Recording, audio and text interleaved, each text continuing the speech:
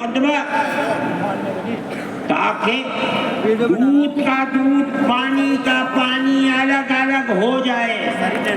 مقدمہ لڑے اور سپریم کورٹ کہتی ہے کہ جھوٹا الزام کا جھوٹ ہے.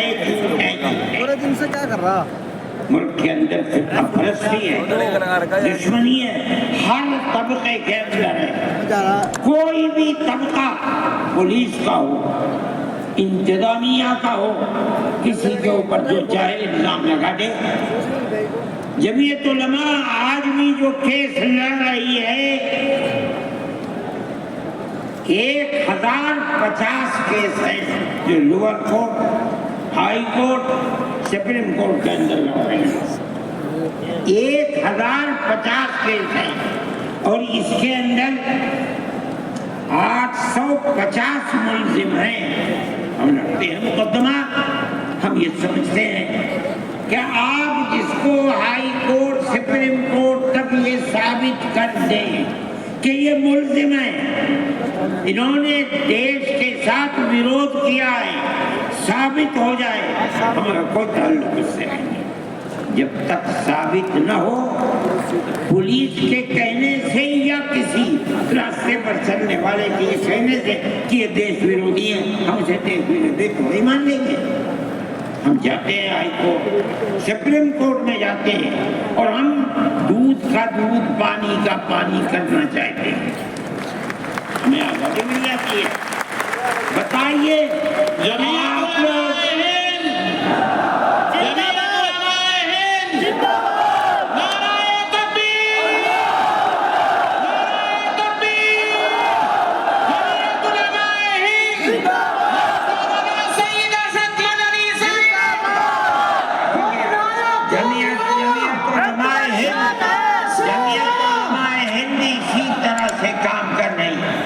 آپ کے یہاں ہلدوانی کے اندر ہوا, مسجد کو توڑ دیا, شہید کر دیا, گولی چلا کر 6 آدمیوں کو قتل کر دیا.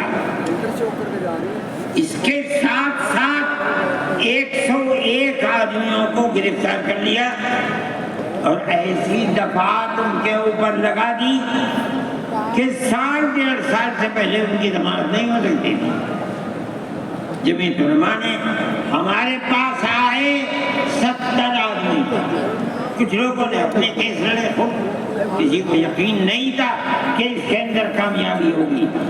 اللہ کی مدد سے ہم نے اپنے وکیل کو بلایا بمبئی سے, اور اس کے بعد جو بہتر سے بہتر سپریم کورٹ کا وکیل تھا اس کو بلایا اور ہم نے کہا کہ کیس لڑیے. 5 پیشیاں ہوئی اور وہ وہیں جاتا تھا ہائی کورٹ. نینی تال میں شاید ہائی کورٹ ہے, وہاں جاتا تھا, وہ اپنا محنتانہ پورا لیتا تھا. 2 پیشیاں ہوئی آن لائن اور 3 پیشیوں میں ہو گیا وہاں وکیل, اور وہ ایک مہیلا تھی وکیل, مگر بہت بہترین وکیل تھی. انہوں نے اپنے کیس کو رکھا اور ہندوستان میں میں نہیں جانتا ہوں جمعیت علماء اتنے کیسوں کو اتنے سال سے لڑ رہی ہے, بیک وقت 50 آدمیوں کی ضمانت ہو جائے, جن میں 6 عورتیں بھی تھیں. یہ پہلی مرتبہ ہو. یہ ہماری بہت بڑی کامیابی ہے, اللہ کا انعام ہے, اس کا فضل ہے. ہم لڑ رہے ہیں اسی طریقے سے. مدارس اسلامیہ, میرے بھائی, مدارس اسلامیہ اس ملک کی مذہبی اعتبار سے جان ہے. جمعیت علماء ہمیشہ سے یہ بات کہتی تھی کہ مدارس ام المدارس دارالعلوم دیوبند ہے. حضرت نانوتوی رحمۃ اللہ علیہ نے جو دستور بنایا, وہ دستور یہ تھا کہ کسی گورنمنٹ سے کوئی مدد نہیں لی جائے گی. المؤمن ينظر بنور اللہ, یہ ان کے دل کے اندر ایک بات آئی. میں کہتا ہوں کہ اگر یہ بات نہ ہوتی اور حکومتوں سے پیسے لے لے کر مدارس چلتے، آج ان مدارس کی جان نکل چکی ہے، آزاد ہے مدارس، کسی گورنمنٹ کا ایک پیسہ ہمارے پاس نہیں ہے۔ مسلمان رکشہ چلانے والا، مزدوری کرنے والا، دولت مند، کاروبار کرنے والا، ہر مدرسہ ایک ہاتھ سے دیتا ہے، دوسرے ہاتھ کو پتہ نہیں چلتا۔ اللہ کا فضل ہے، اسی طرح مدارس دین کی خدمت کر رہے ہیں۔ ہم یہ سمجھتے ہیں کہ دین کی بقا ہندوستان کے اندر، اس کے اندر بنیادی کردار مدارس اسلامیہ کا ہے۔ لوگ کہتے ہیں تبلیغ کا ہے، میں کہتا ہوں ہاں تبلیغ کا بھی ہے، اصل کردار مدارس اسلامیہ کا ہے۔ ارے بھائی، مولانا الیاس صاحب رحمۃ اللہ علیہ نے تبلیغ کی بنیاد رکھی، کہاں کے تھے؟ مدرسوں سے پڑھ کر نکلے تھے۔ مولانا یوسف صاحب نے کام کیا اپنے باپ کے طریقے پر، کہاں سے نکلے؟ مدرسے سے پڑھ کر کے نکلے تھے۔ مولانا چلے گئے، مولانا انعام صاحب، پھر اس کے بعد مولانا اظہار صاحب۔ آج دیکھ لیجئے جو بچے کام کر رہے ہیں وہ سب مدرسوں سے پڑھ کر کے، ان کی اولاد بھی مدرسوں کے اندر پڑھ۔ اصل کردار دنیا کے اندر، ہندوستان میں نہیں ہے، چاہے جہاں دنیا میں چلے جاؤ، اصل کردار مدارس اسلامیہ کا ہے۔ اگر کسی روئے زمین میں آج کہیں کوئی مسلمان اللہ کہتا ہے، میں سمجھتا ہوں دیکھ لو کہیں نہ کہیں کسی مدرسے سے پڑھا ہوگا۔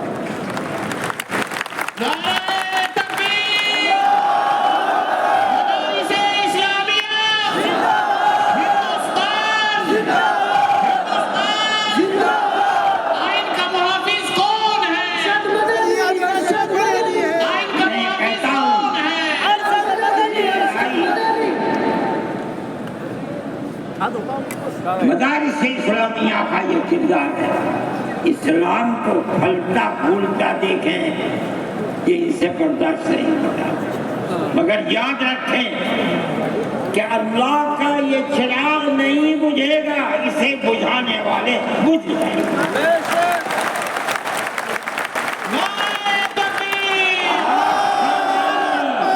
آج سے نہیں، 1400 سال سے اسلام کی یہی تصویر ہے کہ یطفئون نور اللہ بافواہہم ویأبی اللہ الا ان یتم نورہ۔ اللہ کے چراغ کو بھوک سے بجھانا چاہتے ہیں، اللہ انکار کرتا ہے نہیں، یہ چراغ مکمل ہو کر کے ہے۔ پھر اپرست ذہنیت جو کرنا چاہتی ہے، اللہ چاہے گا تو یہ نہیں ہوگا۔ مسلمان اسی ماحول کے اندر زندہ ہے، زندہ رہے گا انشاءاللہ، اور اسی طرح اس ملک کے اندر اسلام کا، اس ملک کے اندر بھی اسلام کا چراغ چلتا رہے گا۔ میرے بھائی، میں یہ باتیں اس لیے کہہ رہا ہوں کہ آپ کے اندر حوصلہ ہونا چاہیے، لیکن امن و امان کو مت جانے دیجیے۔ مسلمان مر جائیں ٹھیک ہے، مگر امن و امان ختم نہیں ہونا چاہیے۔ میں نے ٹھیک ہے، اسلام کو نہیں مانتا آدمی، اللہ کو نہیں مانتا، اللہ کو برا بھلا کہتا ہے۔ ہمارے آقا ہمارے سر اور آنکھوں پر ان کے جھکتے ہیں، ہم ان کو اللہ کے بعد دوسری شخصیت سمجھتے ہیں۔ جو نہیں مانتا وہ ان کو برا بھلا کہتا ہے، کہے، لیکن نقض امن کے لیے کہے، ہم یہ سمجھتے ہیں کہ ہندوستان کے قانون کے خلاف ہے۔ یہ پھر پرستی ہے کہ اس کو تو نظر بند کر دیا جائے، کسی جگہ چھپا دیا جائے، اور وہ جو احتجاج کرے ان سے جیلوں کو بھر دیا جائے۔ ہم سمجھتے ہیں کہ یہ خود ایسا کرنے والوں کی فرقہ پرستی ہے، ہم اس کو قبول نہیں کرتے۔ اس لیے میرے بھائی، آنے والے دنوں کے اندر یہ بات طے ہوگی کہ اس سلسلے کے اندر کیا کیا جائے. ہم اس کو نقض امن سمجھتے ہیں. آپ ایسا کرنے والوں پر نقض امن کی بنیاد نہ بنائیں اور وہ جو گھروں سے باہر نکلے ان پر نقض امن کی بنیاد. آج بنگلور کے اندر جو یہ واقعہ 3 سال پہلے ہوا تھا، جو کرنے والا تھا وہ آزاد پھر رہا ہے، اور میں سمجھتا ہوں کہ 63 یا 64 لوگ 3 سال سے جیلوں کے اندر پڑے ہوئے، صرف اس لیے کہ جو نقض امن کرنے والا ہے اسے تو آپ نے آزاد چھوڑ دیا، اور جو احتجاج کرنے والے تھے ان سے آپ کو جیل میں بھر دیا. ہم اس چیز کو اس ملک کے امن کے خلاف سمجھتے ہیں. میرے بھائی، بلڈوزر چلانا یہ بھی ایک چیز تھی. آپ قانون کے خلاف ہونے پر بلڈوزر چلاتے ہیں، چاہے ہندو کا گھر ہو، چاہے مسلمان کا گھر ہو، چاہے عیسائی کا گھر ہو، ہم اسے بھی برا سمجھتے ہیں. آپ نوٹس دیجئے، چند دن کی مہلت دیجئے. کل آپ نے نوٹس لگایا، آج لگا دیں، خراب ہے. لیکن آپ دیکھ لیجئے 95% گھر مسلمانوں کے ہیں. پوری روڈ کے اوپر جہاں مکانات کہتے ہیں کہ اپنی جگہ سے بڑھے ہوئے ہیں، مسلمانوں کے بھی ہیں، ہندوؤں کے بھی مکانات. آپ صرف مسلمان کے مکان توڑ دیں. پھر دوسری مصیبت کیا ہے کہ اس مکان کے اندر مان لیجئے بوڑھے ماں باپ رہتے ہیں، جس کو آپ نے پکڑا ہے، کوئی غلطی ہوئی ہے، اس کے بیوی اور بچے رہتے ہیں اس مکان میں. غلطی اس ایک آدمی سے ہوئی، آپ پورے مکان کو گرا دیں، ماں باپ کہاں جائیں گے؟ ایسے مکانات کو گرا دیا جس میں وہ کرائے پر رہتے تھے، ان کا مکان نہیں، آپ نے گرا دیا.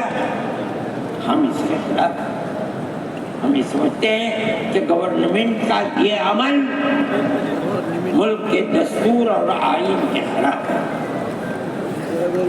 اس لیے جمعیت علماء ان تمام چیزوں کے اوپر نکیر کرتی ہے، اور ہم یہ سمجھتے ہیں کہ اگر یہ ملک زندہ رہے گا تو اخوت و ہمدردی اور پیار و محبت کے ساتھ زندہ ہے. جمعیت علماء کی یہ پالیسی ہے، ہم سب کو ساتھ لے کر چلتے ہیں، کسی کی مخالفت نہیں. یہ پنڈت جی بیٹھے تھے، اس دن یہ ہو گئے کہ تبڑا ٹیکا لگا ہوا ہے. کہنے کا میں تو آیا ہوں جلسے میں شریک ہوگا. میں نے کہا کوئی دیکھے گا تو کیا کہے گا؟ کہنے جو چاہے کہے، میرے تعلقات سب سے ہیں. میں ہر ایک سے اپنے تعلقات، چاہے کوئی ہندو ہو چاہے مسلمان ہو. میں نے اپنے بچپن میں دیکھا ہے کہ حضرت رحمۃ اللہ علیہ کے پاس ہندو بھی آتے تھے، مسلمان بھی آتے تھے. میں نے یہ بھی دیکھا ہے کہ ایک گاؤں کے اندر جبیرن نے حضرت کار سے جا رہا جب میں بیٹھ گیا، وہاں جا کے میں نے دیکھا کہ ایک ہندو جو اس گاؤں کا پڑھا لکھا آدمی ہو سکتا ہے حضرت کے ساتھ کہیں جیل میں ہو، اس کے یہاں اس زمانے کے اندر جب پانی نکالنے کے لیے انجن کا رواج نہیں تھا، اس نے لگایا اور حضرت کو بلایا تھا کہ حضرت اس کے اندر بسم اللہ کر کے شروع کر دیں. حضرت کا بڑھاپا تھا، وہ اسے چلانا، تو وہ بھی لگا اور بھی لوگ لگے اور حضرت بھی لگے اور اسے چلایا اور پانی نکلنے لگا. یہ تعلقات تھے. ہم آج بھی اسی کے اوپر قائم ہیں. بغیر پیار و محبت کے ملک نہیں چلے گا. آپ کو یہ چلانا پڑے گا.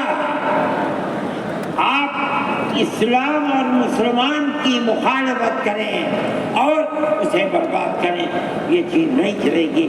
میں اس سلسلے کے اندر جو گٹھ بندھن کی پالیسی ہے میں اس کو اچھا سمجھتا ہوں.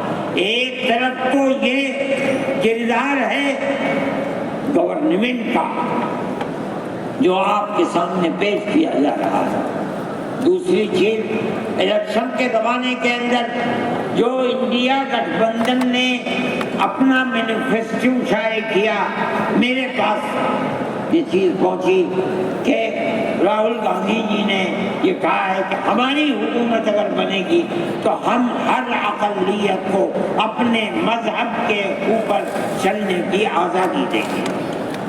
میں نے ان کی اس بات کو قدر سے نوٹ کیا اور میں نے اعلان کیا کہ اس اعلان کے بعد مسلمان کو اس گٹھ بندھن کی جس میں رہ کر اس کو آزادی ملتی ہے اپنے مذہب کی، اس کو ووٹ دینا اپنے ملک اپنے دین کی حفاظت کے مرادف ہے۔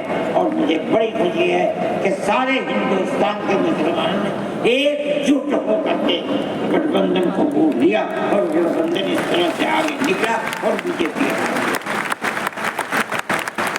میرے بھائی، یہ جمعیت علماء کی پالیسی ہے اور جمعیت علماء اس پالیسی کے اوپر زندہ ہے۔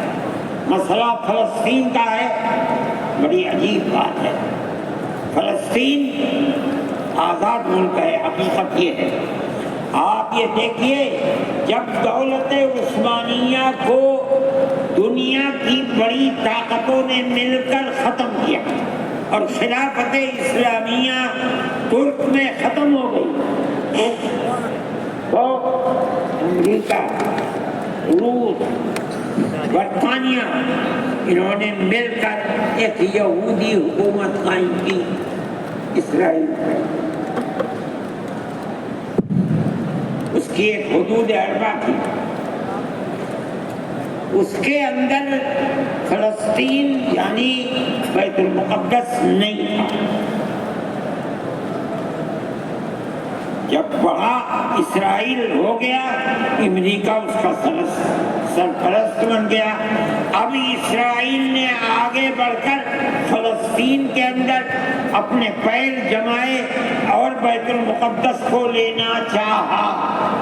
نتیجہ یہ ہوا کہ جب ہوئی اردن کے اندر اور بیت المقدس پر بھی قبضہ کیا اور اس کے ساتھ ساتھ فلسطینیوں کو غلام بنایا۔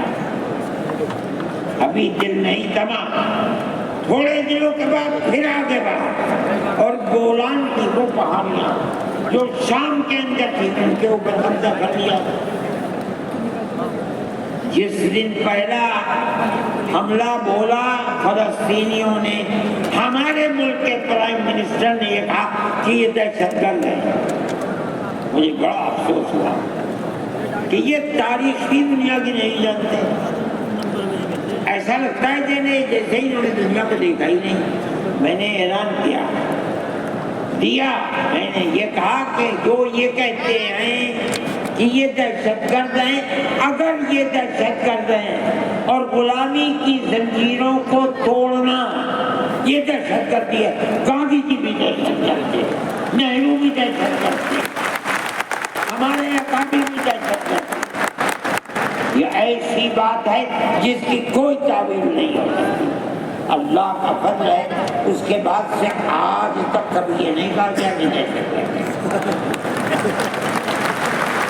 لیکن مجھے افسوس ہے، میں نہیں مانتا ہوں اس بات کو، لیکن ہندوستان کی یہ غلط پالیسی اگر ہے۔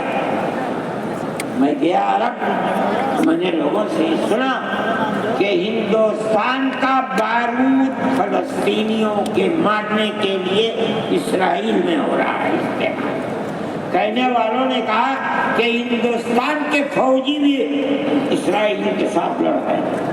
میں اس کی تصدیق نہیں کر سکا ہوں، اتنے میں بات نہیں، مگر میں یہ کہتا ہوں کہ کھل کر پالیسی ہونی چاہیے۔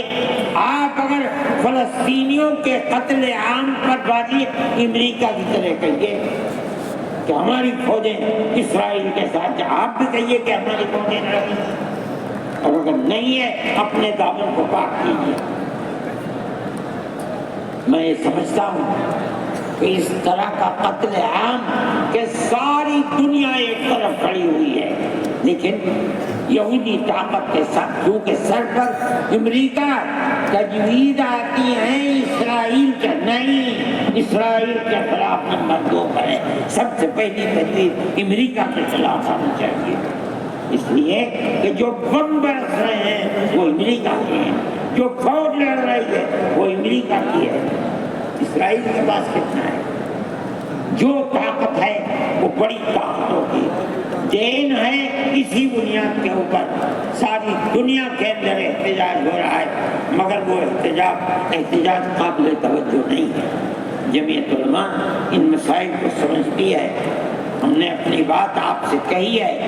مسلمان اپنے نظریات، اپنے خیالات کو صحیح کرے اور اس نہج کے اوپر چلے۔ میں پھر کہتا ہوں، آپ ہندو مسلم اتحاد، آپ جس گاؤں میں ہیں وہاں اتحاد رکھیے، اپنے کھیت میں ہیں وہاں اتحاد رکھیے، بازار میں بیٹھے ہیں وہاں اتحاد رکھیے۔ جہاں دنیا کے اندر ہے مذہب کی بنیاد پر نہیں، ہندو مسلم بھائی بھائی اسی اتحاد کی بنیاد کے اوپر چلیے۔ اگر آپ چلیں گے تو آپ اپنے ملک کے وفادار ہیں اور آپ صحیح راستے پر چلنے والے ہیں، اور اگر آپ وہ پالیسی خدا نخواستہ جو فرقہ پرست نظریے کی پالیسی ہے اگر آپ اسے اپنائیں گے، ملک تباہ ہو جائے گا، برباد ہو جائے گا۔ میں انہی نظریات کے ساتھ آپ حضرات سے اجازت لیتا ہوں اور اپنے ان احباب کا شکریہ ادا کرتا ہوں جنہوں نے توجہ دلا کر گھر گھر جا کر اپنے بھائیوں کو اس اجلاس میں آنے کے لیے آمادہ کیا ہے، جمعیت علماء کا پیغام پہنچایا ہے، اور ان لوگوں نے یہاں آ کر اس اجلاس کی رونق کو بڑھایا۔ میں شہر دلی کے ان لوگوں کو جنہوں نے 25,000 لوگوں کو جو سیدھے رام لیلا گراؤنڈ میں پہنچے تھے ان کے ناشتے کا بندوبست کیا، اور جمعیت علماء کے آواز بڑھانے والوں کے لیے محبت کا معاملہ کیا، میں ان کو بھی دلی شکریہ ادا کرتا ہوں۔ وآخر دعوانا جمعیت علماء ہند